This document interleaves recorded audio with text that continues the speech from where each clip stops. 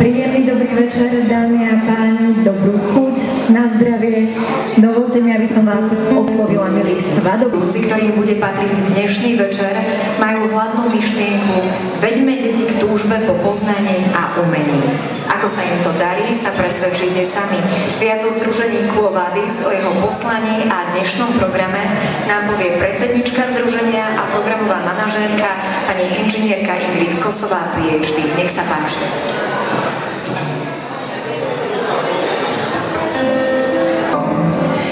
Niektoré hypotézy tvrdili, že Rómovia pochádzajú z Egypta. Koncom 18. storočia sa však podarilo preukázať, že pravosťou Rómov je India. Pravdepodobne patrili k chudobnej skupine obyvateľstva, ktorá žila kočovným spôsobom. Živili sa kováčstvom, spracúvaním kože, hliny, dreva a prútia, výrobou metiel a košíkov, chovom a predajom koní, alebo ostatných zabávali hudbou, ktorí tam žijú dodnes. Priaznivé prijatie Rómov v Európe netrvalo dlho. Okrem toho bolo podozrievaný, že špehujú v prospech Turkov. Pôvodná pohostinnosť sa zmenila na otvorené nepriateľstvo. Pre Rómov sa začalo obdobie krutého prenasledovania. V niektorých krajinách pod zmrzačením a pri opakovanom porušení nariadení aj zabitím.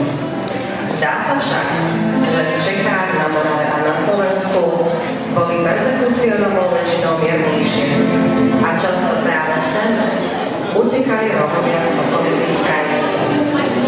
Niektorí cigáni boli prijatí do armády ako kováči. Stanete sa súčasťou rómskej svadby. Hrať vám bude Gypsy Band Williama Didiáša.